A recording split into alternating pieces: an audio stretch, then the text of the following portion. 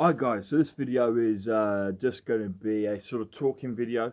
There's going to be no video footage of me actually doing anything or anything along these lines, but it's a discussion and talk video based upon what I'm doing for my training and preparation for my cage fight at the moment. For those of you who've seen the videos before, you'll know that of course I've got a cage fight on the 22nd of November this year, so roughly about 9 weeks away, thereabouts at the time of filming this. And so basically I've shown you one or two videos here and there of my preparation that I've been doing so far, obviously very much in the early stage, just the first week of training, and of course you don't see it all, you only see a little compilation of bits and pieces. And so I thought it'd be a nice thing to actually do a talk video on telling you exactly what I'm doing, where I'm trying to end up, and the reasons why I'm doing it, and also give you guys an opportunity within the comment section to ask particular questions for clarifications, or give you a point of view and contributions, be they constructive criticisms or just, hey, thumbs up, you're doing all right, this is your chance really in these videos for me to hear your guys' voices, and possibly then do further videos answering any questions you have. Now obviously most of the time I'll be answering them in the comment section, but if there's enough people asking certain questions, they keep cropping up, then obviously it may lead me to doing a video either showing what I'm doing, or another talk video focused on something specific, whatever it might be that you guys want to know more about. So just to confirm again, obviously guys, this is a fight that's going to be happening for charity.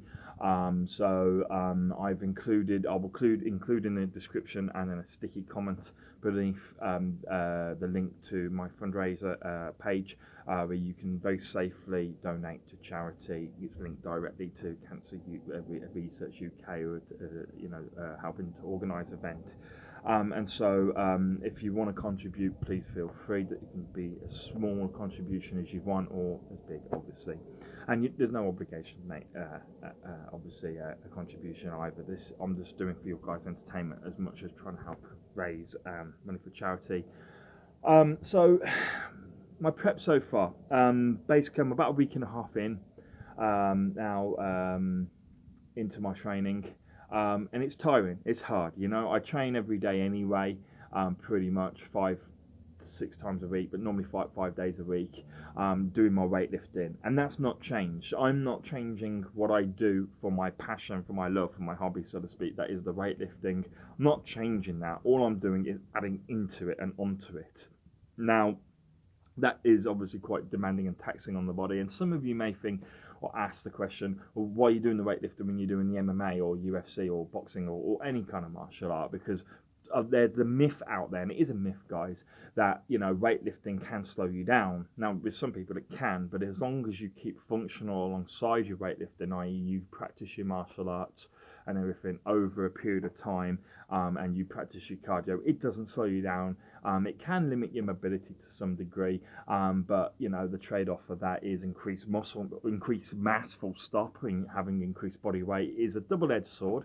First of all, it makes you harder to pick up, so it makes you harder to throw, gives you a kind of a stronger center of balance, so to speak. In addition to this, it adds weight behind your punch when you throw technical sort of style punches. Your body weight behind it, you're going to be doing more damage, as well as of course giving you more strength, which doesn't really improve your striking, because your striking comes from technique and body weight and speed, but it does help with your own throws and resisting throws and clinch work and things like this, and grappling work. Strength cannot be underestimated. Okay, strength is a useful thing to possess within cage fights, and that's not just my opinion, and for me that's fact, and so I will argue my corner there.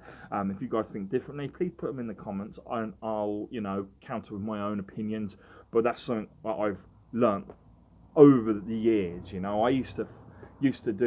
I've done martial arts since I was 10.5 stone. Now I'm 19.5 stone, right? So I've fought at both ends of the spectrum. All right, and when I was 10.5 stone, I was the same height that I am now. I fought at both ends of the spectrum, so and all the bits in between. So I know how it feels and what the differences are. And to me, size and strength, providing you put it on whilst maintaining cardio, maintaining your technicality and stuff like that, can only be a good thing. The only place it detracts from, and its advantages outweigh its disadvantages, the only place where is a slight bad thing, as I say, is first of all, muscle mass can sometimes get in the way, so it can make you a little bit tight. You can lose a bit of flexibility. That is something you really need to work on, is maintaining that flexibility as you get bigger. But it also, it doesn't slow you down, but it can make you get tired more quickly because you're just shifting more weight. That adds, of course, power and strength and stability to yourself, but it does mean that you're shifting a lot of weight around. Imagine if you're normally fighting at 14 stone and you go up to 16, 17 stone. You imagine put a 3-4 stone backpack on your back. And imagine how tiring that's going to be, you know. That's why I say it's important to maintain your cardio as you get bigger and stronger. Now, obviously, over the next 9 weeks, I'm not going to put a massive amount of size on. In fact, I'll probably trim up, obviously, because I'm doing increased cardio. And that's one of the biggest changes of my workouts. As I say, I'm maintaining my weightlifting elements of my workout. And I'll go at the end of the video telling you roughly what I'm doing at the moment, strength-wise. Okay, so if you're interested in that, stay to the end of the video and I'll tell you what I'm doing on a 100 kilo bench press and what my maximum bench press and what my deadlift and squat are roughly around at this point in time. Regards what I've added to my workouts on top of my normal weightlifting workouts is, well, cardio, obviously. Okay, there is no bigger fuck up, in my opinion, than stepping in that ring and being finished, having to lose the fight because you haven't got enough cardio to last whatever number of rounds you're going to be fighting. Now, I'm going to be fighting in 3 2-minute rounds, which isn't over arduous, but trust me, guys, if you've ever been in a ring before, 2 minutes seems like an eternity. And that's just the first round, and you got another 2 rounds after that. 3 2-minute rounds isn't a huge amount, but in UFC kind of MMA style fights, cage fight styles, where you could be grappling, you could be picking people up, you could be, you know, resisting submissions, and then you've got the striking all on top of that. It's knackering. It's really hard work, you know. And then you put on top of that, if you get an adrenaline rush, yeah, you'll get, you know, a minute maybe of, you know, increased strength and vigor and all the rest of it. But then you're going to burn out. And that's hard to get through. And the only real way that you can get through that is cardio and sparring. Sparring helps you keep control and release the adrenaline slowly, yes, rather than getting those big, like that kind of adrenaline rushes, which is not good. It's not good to get, you know, not unless you absolutely need it, like you've just got knocked out and you need to get up on your feet kind of thing. But in most situations, it's a bad thing to get that sudden spike of adrenaline. You want it slowly releasing and keeping you going throughout the entire fight. And of course, then the other thing is, as I say, cardio. So that's what I've been doing. Beginning of every workout, before my weights, or sometimes at the end of the workout, but normally at the beginning of the workout, I am put through by my dad, who's now my coach at the moment, to help me get through this fighting preparation. I'm doing 2 rounds on the row, just 2 rounds on the row of sprinting 500-meter rows. Okay, so 500-meter sprints, which is roughly, and I'm roughly aiming not for peak times. I mean, the fastest I've done that in is 1 minute 28 seconds, but I'm going for sub 2 minutes for both rounds. Now, with a minute's rest in between them. So that really is 2 rounds of constant work, yes?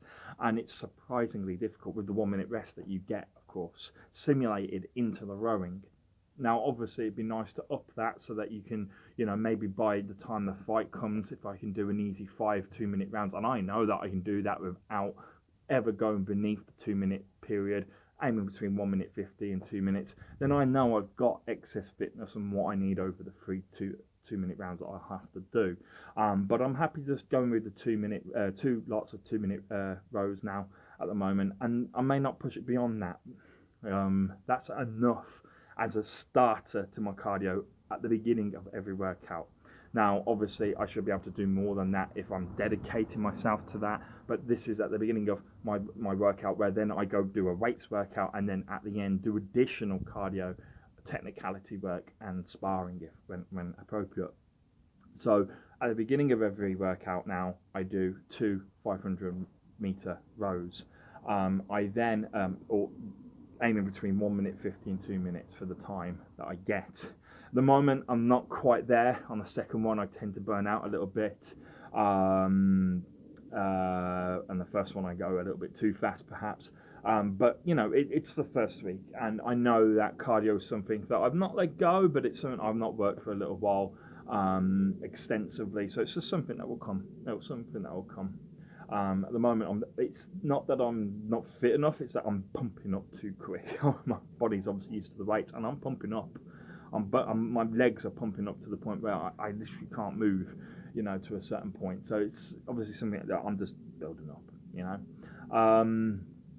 And of course, I do my weights workout, which will vary every day. What body group I'm focusing on. I don't do all body workouts. I focus on a particular compound muscle group or something similar to that. And then as I say, I'll talk about the weights at the end of the workout because it's not everyone's cup of tea.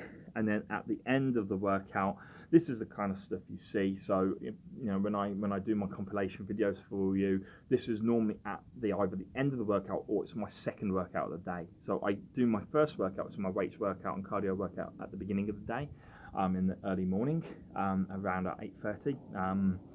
Is by the time I get to the gym,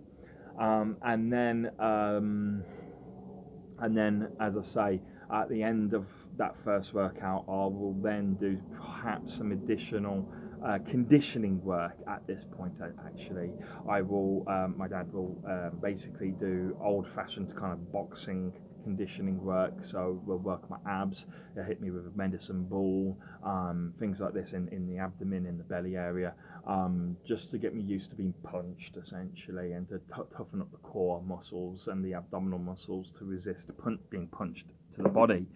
And then we might do a little bit of grappling work or additional cardio, such as the stepper at this point in time. So we will do normally 2 minutes on the stepper, just once normally, just 2 minutes on the stepper, but at a high intensity.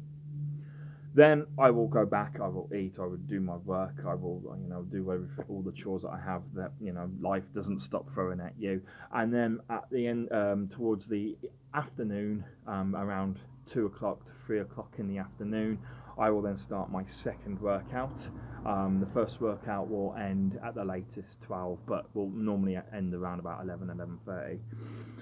And then, as I say, I'm back in the gym for normally 2:30. At this point then, my second workout, I'm normally by myself, but sometimes I will have my dad with me, who coaches me, and I will do more technical work more than anything. So I'll practice my footwork, I will do bag work, and I will do stretches.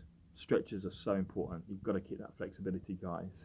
And this is where, when I'm on the bag, when I do my bag work, I will always have warmed up beforehand, doing my, my steps, my footwork, maybe a little bit of shadow boxing, a little bit of basic conditioning to further hit my abs, and then I will go onto the bag. And I will normally sort of aim for 3 2-minute rounds and maybe 1 or 2 1-minute rounds on there, roughly.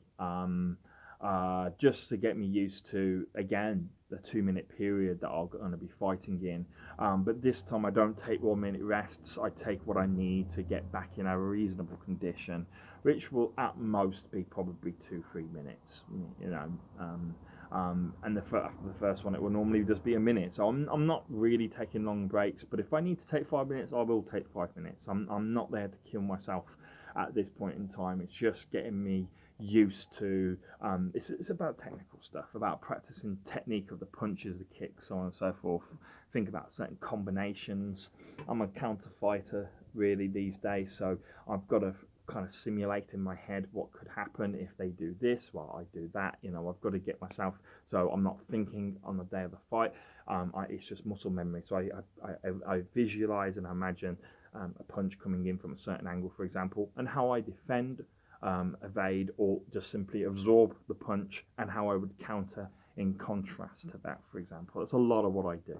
Okay, and then I will go pure aggression on the bags, for example, where it's kind of like worst case scenario where you've just got to slug it out, brawl it for 2 minutes or whatever period of time I'm on there, for 1 minute to 2 minutes, and that practice is sort of when you've got your opponent cornered, bag works great for this. When you've got your opponent cornered, I push the bag back, sort of right against the metal work, so it can't move at all, because otherwise it's swinging too much when I hit it, and I can't do combo work. So I push it back, and it's like you've got your opponent cornered, and you're trying to knock them out. You're trying to take them out. So it's like imagining them against the cage wall or the corner of a ring, and it's literally, you'll see a lot of body blows and head blows, kind of comboing it up. So that's what I'm going for when I'm doing that.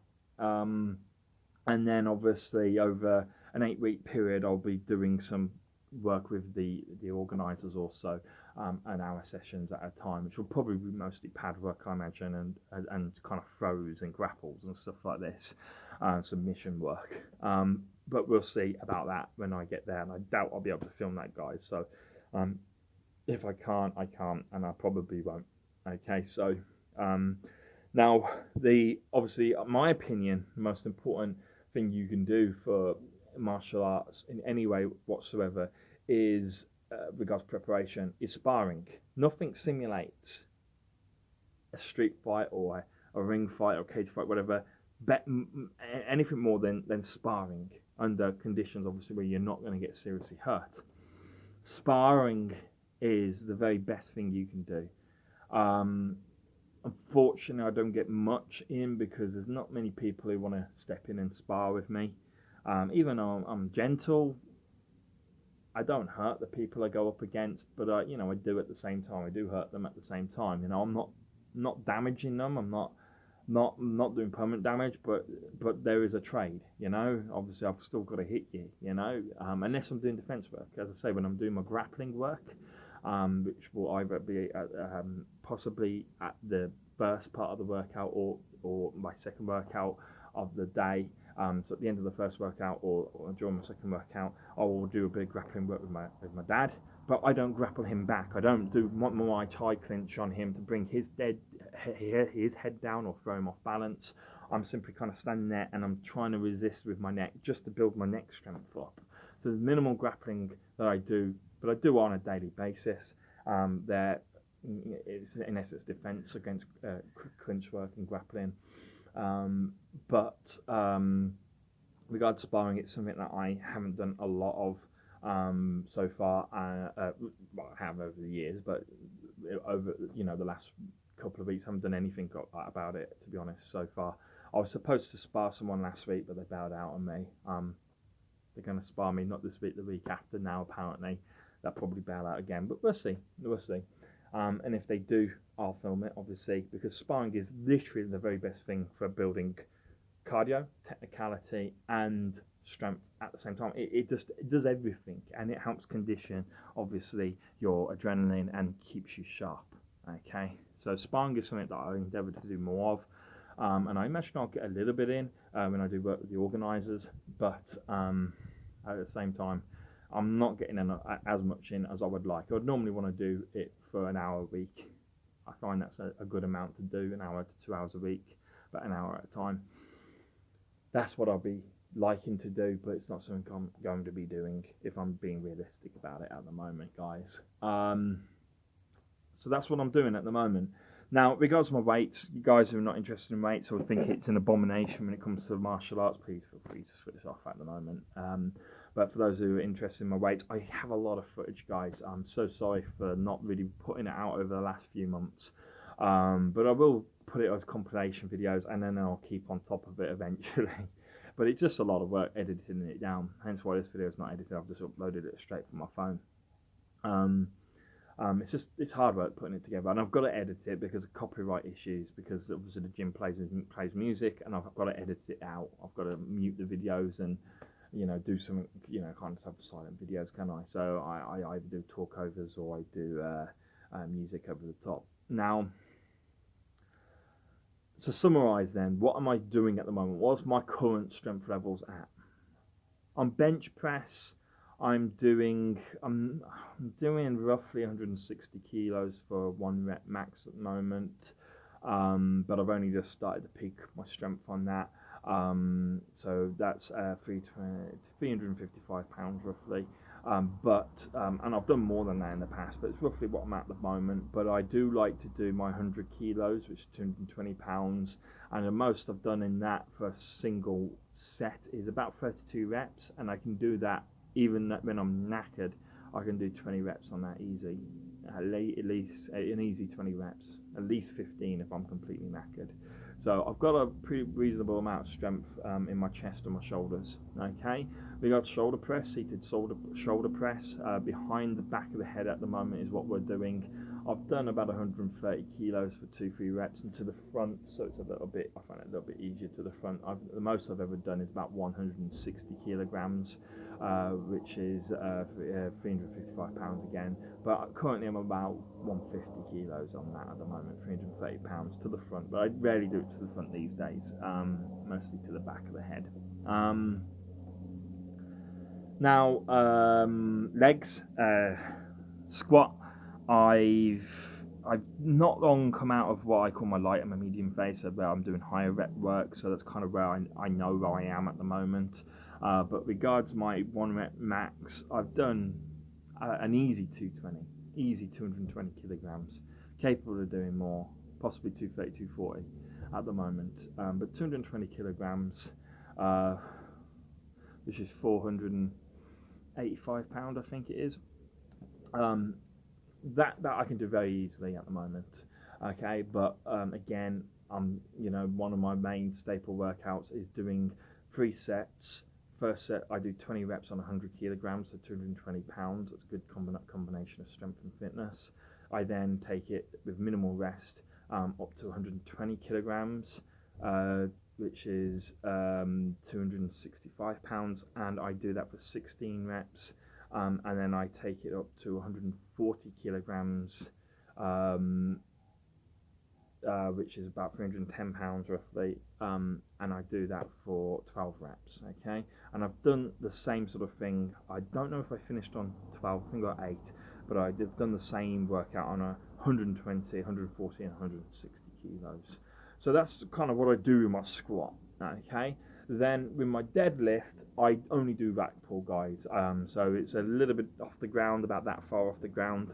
Okay, so it's not massively far, but it's not fully on the ground because I've got a bad back, guys. So I don't like to aggravate my back by doing it off the ground.